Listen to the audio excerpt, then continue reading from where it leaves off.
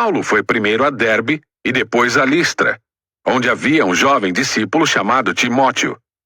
A mãe dele era uma judia convertida e o pai era grego.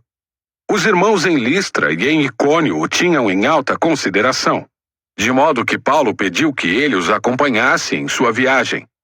Em respeito aos judeus da região, providenciou que Timóteo fosse circuncidado antes de partirem, pois todos sabiam que o pai dele era grego. Em toda a cidade por onde passavam, instruíam os irmãos a seguirem as decisões tomadas pelos apóstolos e presbíteros em Jerusalém. Assim, as igrejas eram fortalecidas na fé e cresciam em número a cada dia. Em seguida, Paulo e Silas viajaram pela região da Frígia e da Galácia, pois o Espírito Santo os impediu de pregar a palavra na província da Ásia. Então, chegando à fronteira da Mísia, tentaram ir para o norte em direção a Bitínia, mas o Espírito de Jesus não permitiu. Assim, seguiram viagem pela Mísia até o porto de Troade.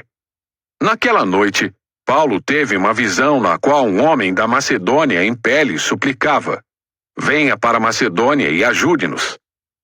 Então, decidimos partir de imediato para a Macedônia, concluindo que Deus nos havia chamado para anunciar ali as boas novas. Embarcamos em Troade e navegamos diretamente para a ilha de Samotrácia, e no dia seguinte chegamos a Neápolis. Dali alcançamos Filipos, cidade importante dessa região da Macedônia e colônia romana, e ali permanecemos vários dias. No sábado, saímos da cidade e fomos à margem do rio, onde esperávamos encontrar um lugar de oração. Sentamo-nos e começamos a conversar com algumas mulheres ali reunidas.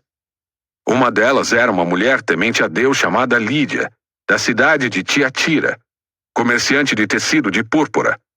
Enquanto ela nos ouvia, o Senhor lhe abriu o coração e ela aceitou aquilo que Paulo estava dizendo. Foi batizada junto com sua família e pediu que nos hospedássemos em sua casa. "Se concordam que creio de fato no Senhor, venham ficar em minha casa", disse ela, e insistiu até que aceitamos. Certo dia, enquanto íamos ao lugar de oração, veio ao nosso encontro uma escrava possuída por um espírito pelo qual ela predizia o futuro. Com suas adivinhações, ganhava muito dinheiro para seus senhores. Ela seguia Paulo e a nós, gritando: "Estes homens são servos do Deus Altíssimo e vieram anunciar como vocês podem ser salvos." Isso continuou por vários dias, até que Paulo, indignado, se voltou e disse ao espírito dentro da jovem: "Eu ordeno em nome de Jesus Cristo que saia dela." E no mesmo instante, o espírito a deixou.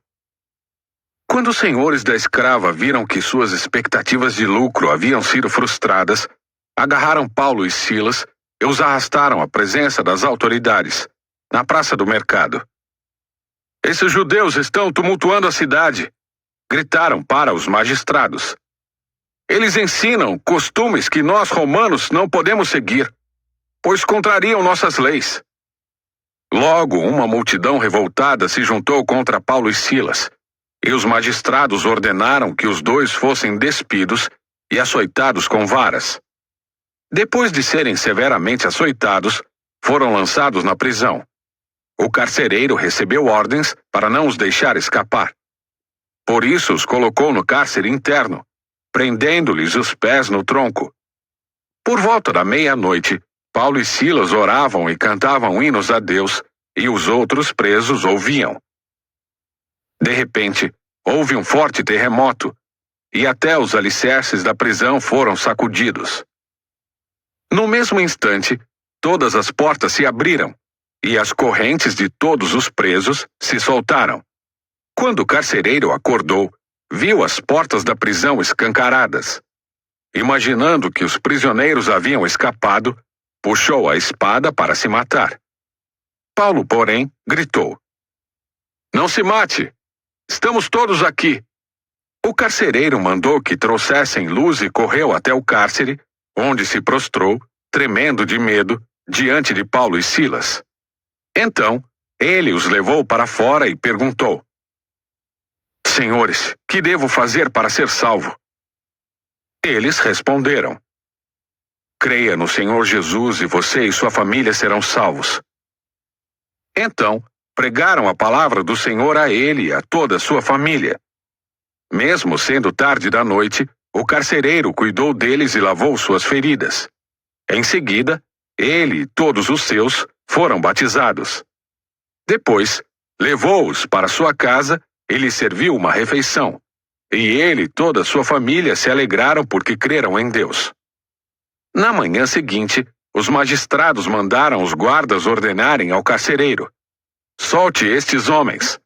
Então, o carcereiro mandou dizer a Paulo: Os magistrados disseram que você e Silas estão livres. Vão em paz. Paulo, no entanto, respondeu: Eles nos açoitaram publicamente sem julgamento e nos colocaram na prisão. E nós somos cidadãos romanos. Agora querem que vamos embora às escondidas. De maneira nenhuma. Que venham eles mesmos e nos soltem. Os guardas relataram isso aos magistrados, que ficaram assustados por saber que Paulo e Silas eram cidadãos romanos. Foram até a prisão e lhes pediram desculpas. Então, os trouxeram para fora e suplicaram que deixassem a cidade. Quando Paulo e Silas saíram da prisão, voltaram à casa de Lídia. Ali se encontraram com os irmãos e os encorajaram mais uma vez. Depois, partiram.